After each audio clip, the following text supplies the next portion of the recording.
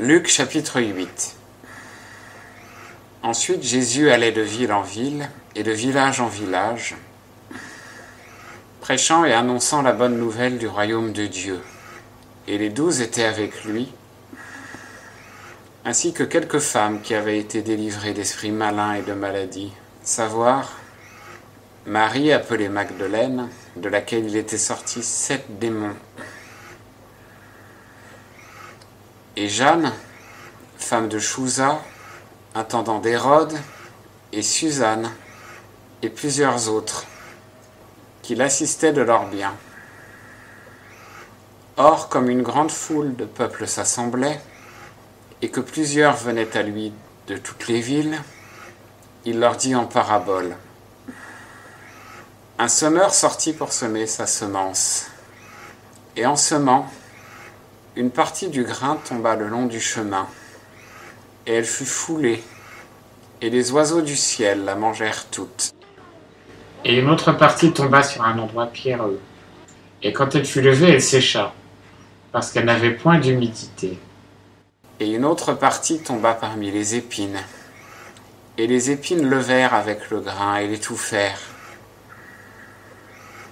Et une autre partie tomba dans une bonne terre, et étant levée, elle rendit du fruit, 100 pour 1. En disant ces choses, il criait, que celui qui a des oreilles pour entendre, entende. Ses disciples lui demandèrent ce que signifiait cette parabole. Et il répondit, il vous a été donné de connaître les mystères du royaume de Dieu. Mais il en est parlé aux autres en parabole, de sorte qu'en voyant ils ne voient point, et qu'en entendant ils ne comprennent point. Voici ce que cette parabole signifie. La semence, c'est la parole de Dieu. Ceux qui la reçoivent le long du chemin sont ceux qui l'écoutent, mais le diable vient, qui ôte cette parole de leur cœur, de peur qu'en croyant, ils ne soient sauvés. Ceux qui la reçoivent dans des endroits pierreux sont ceux qui, ayant entendu la parole, la reçoivent avec joie, mais ils n'ont point de racines, et ils ne croient que pour un temps. Et quand la tentation survient, ils se retirent.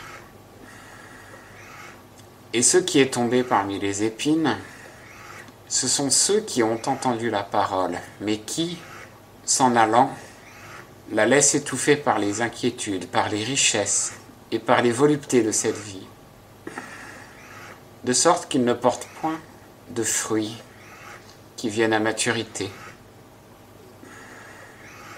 Mais ce qui est tombé dans une bonne terre, ce sont ceux qui, ayant entendu la parole avec un cœur honnête et bon, la retiennent et portent du fruit avec persévérance.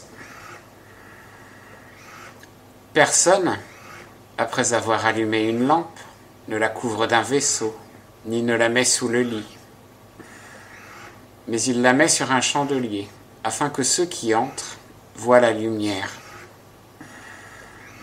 Car il n'y a rien de secret qui ne doive être manifesté, ni rien de caché qui ne doive être connu et venir en évidence. Prenez donc garde à la manière dont vous écoutez, car on donnera à celui qui a, mais pour celui qui n'a pas, on lui ôtera même ce qu'il croit avoir. Alors sa mère et ses frères vinrent le trouver, mais ils ne pouvaient l'aborder à cause de la foule. Et on vint lui dire, « Ta mère et tes frères sont là dehors qui désirent te voir. » Mais il répondit, « Ma mère et mes frères sont ceux qui écoutent la parole de Dieu et qui la mettent en pratique. » Il arriva un jour qu'il entra dans une barque avec ses disciples et il leur dit, « Passons de l'autre côté du lac. » Et ils partirent. Et comme il voguait, il s'endormit, et un vent impétueux s'éleva sur le lac. La barque s'emplissait, ils étaient en danger. Alors ils vinrent vers lui et le réveillèrent en disant « Maître, Maître, nous périssons !» Mais lui, étant réveillé, parla avec autorité au vent et à la tempête, qui s'apaisèrent, et le calme se rétablit. Alors il leur dit « Où est votre foi ?» Et eux, saisis de crainte et d'admiration, disaient entre eux « Qui donc est celui-ci qui commande même au vent et à l'eau, et ils lui obéissent ?» Ils abordèrent ensuite au pays des Gadaréniens, qui est vis-à-vis de la Galilée.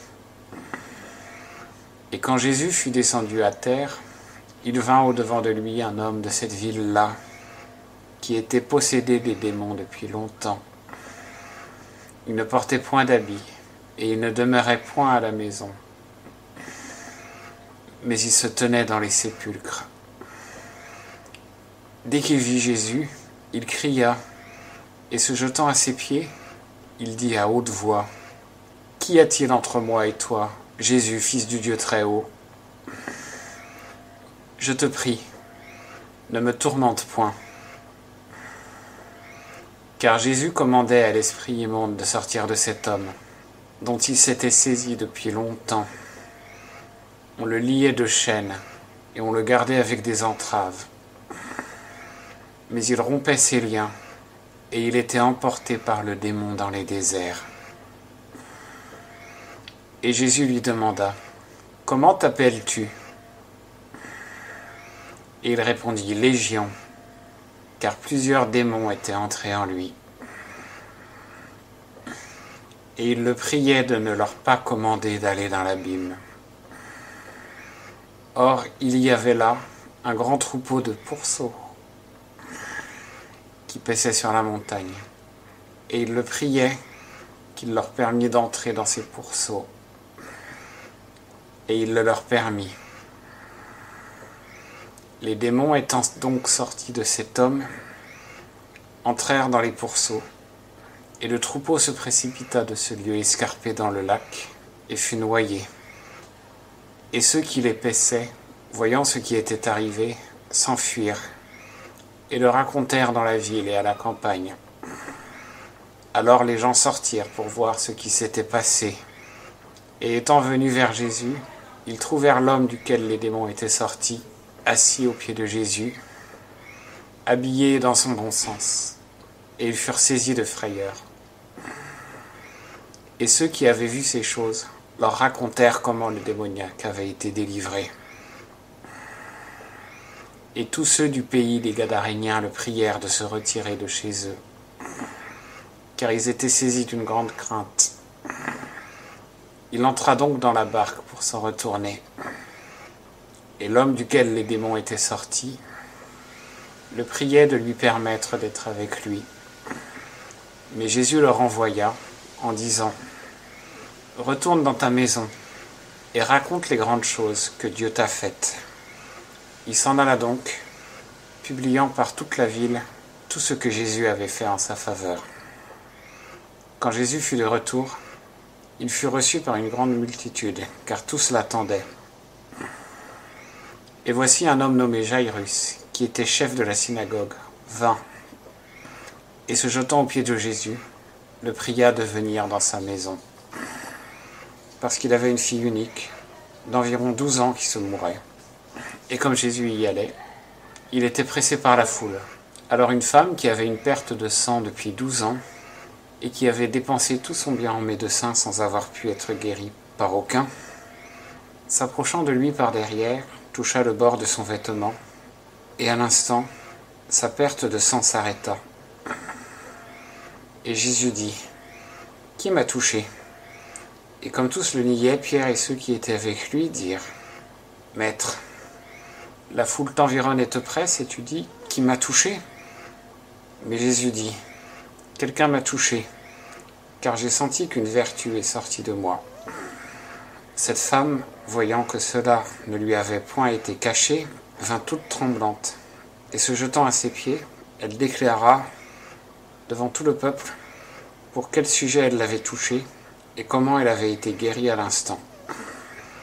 Et Jésus lui dit, « Ma fille, rassure-toi, ta foi t'a guérie, va-t'en en paix. » Comme il parlait encore, quelqu'un vint de chez le chef de la synagogue qui lui dit : « Ta fille est morte, ne fatigue pas le maître. » Mais Jésus, l'ayant entendu, dit à Jairus : « Ne crains point, crois seulement, et elle sera guérie. » Et quand il fut arrivé dans la maison, il ne laissa entrer personne que Pierre, Jacques et Jean, et le père et la mère de la fille. Et tous pleuraient et se lamentaient à cause d'elle. Mais il dit : « Ne pleurez point, elle n'est pas morte, mais elle dort. » Et ils se moquaient de lui, sachant qu'elle était morte. Mais, les ayant tous fait sortir, il la prit par la main, et il cria : « Enfant, lève-toi !» Et son esprit revint. Elle se leva à l'instant, et il commanda qu'on lui donnât à manger. Et ses parents furent tout étonnés. Mais il leur défendit de dire à personne ce qui était arrivé.